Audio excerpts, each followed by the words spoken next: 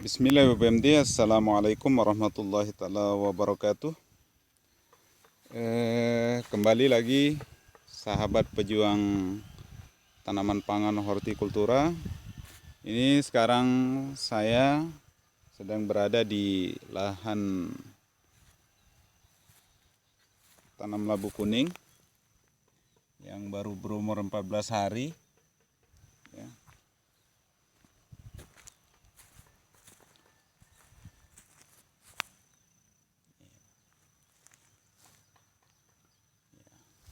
Lokasi Rabun, kelompok tani Pare, Dusun Balai Montong 1, Desa Kawu, Kecamatan Pujut,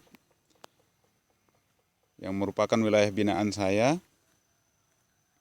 Ini lahan sekitar 3 hektar. Ada kolamnya sebagai sumber pengairan. Kemudian ada akses jalan. Dan ini termasuk lahan kering. Lihat. Ini sudah mulai kering. Ini sisipan. Ditambah lagi jarak tanamnya sekitar 90 cm sampai 1 meter. Karena ini musim kering, makanya labu kita tanam agak rapat, gangnya 4,5 meter. Nah, kita akan membahas, ya, saya selaku THL PPT PHP Kecamatan Pujut sudah meneliti dan menerapkan bagaimana teknis pengendalian daripada bekicot. Bekicot adalah hama utama tanaman labu kita di saat umur seperti ini sampai ke bawah. Ya, bekicot akan mendekati tanaman kita ketika maghrib sudah mulai tiba sampai pagi hari subuh. Nah, ini dengan jarak tanam 1 meter, apabila dimakan satu saja sudah menjadi 2 meter jaraknya. Nah, biasanya kalau bekicot sudah makan satu, dia akan berpindah ke tanaman di dekatnya. Terlebih ketika koloninya banyak. Ya. Nah, terlebih ini adalah pematang kolam. Biasanya bekicot senang sembunyi di sekitar pematang kolam, di rumpun-rumpun pisang seperti ini, di lubang-lubang seperti itu, ya.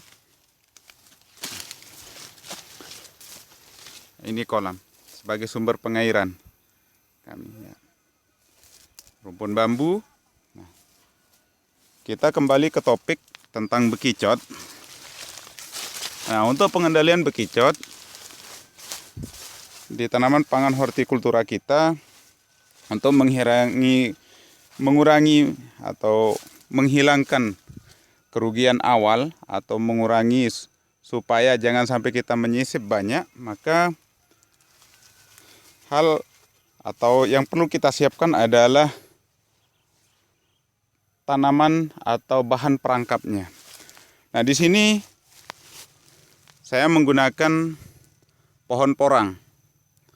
Pohon porang ini secara alamiah, terlebih setelah membusuk, itu akan menarik dari bekicot ini. Kemudian kita bisa gunakan ampas kelapa yang sudah diambil santannya, itu bisa kita ambil. Karena bau busuk itu juga akan menarik bekicot ini. Demikian juga dengan batang pisang, buah pisang, katanya juga bisa menarik dari bekicot ini untuk datang.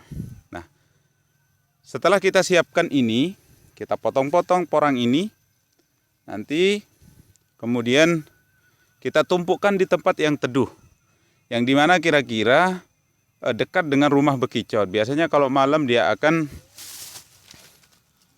nah ini yang sudah mati, dia akan mendekati, ya, lokasi ini.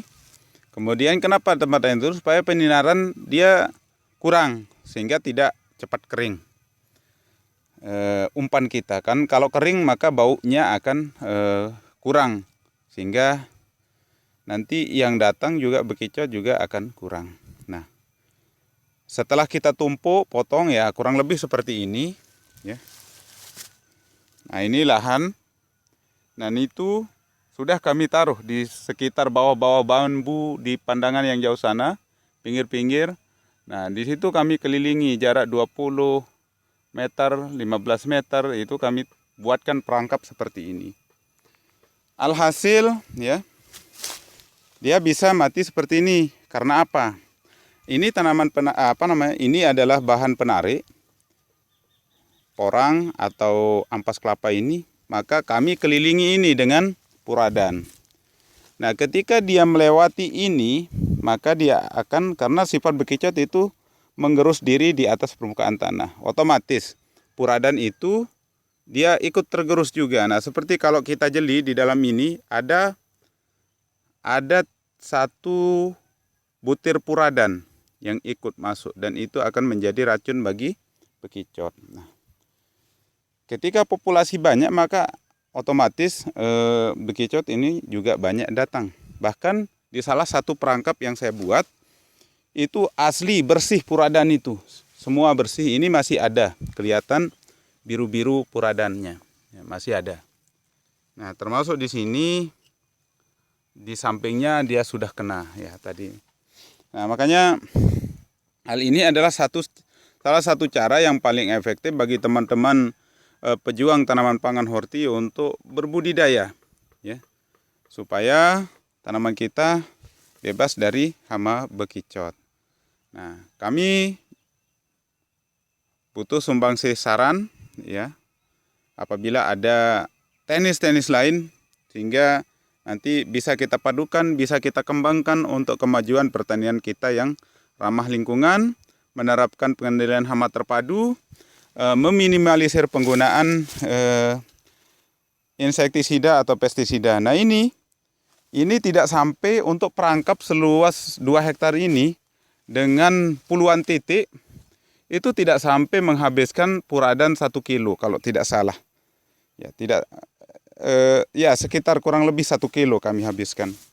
Nah, sementara untuk rekomendasi padi saja, untuk pengendalian penggeret batang, puradan itu kurang lebih 18 kg butuhnya. Ini untuk perangkap bekicot tidak sampai 1 kg. Ada penghematan, ya seperti itu. Nah, demikian, salam perlintan, jayalah petani Indonesia. Mari kita berjuang bersama-sama. Mari kita sayangi produk lokal. Labu kuning adalah makanan sehat. Mari kita budidayakan. Mari kita konsumsi di hari-hari kita. Mari kita buat adonan, ya, karena adonan dari labu kuning ini juga banyak, ya, yang elit seperti dodol, kemudian agar-agar dan lain sebagainya. Demikian, assalamualaikum warahmatullahi wabarakatuh. Nah, ya. Salam hangat dari Ishak Sunandi THL PPT Kecamatan Pujut Kabupaten Lombok Tengah NTB.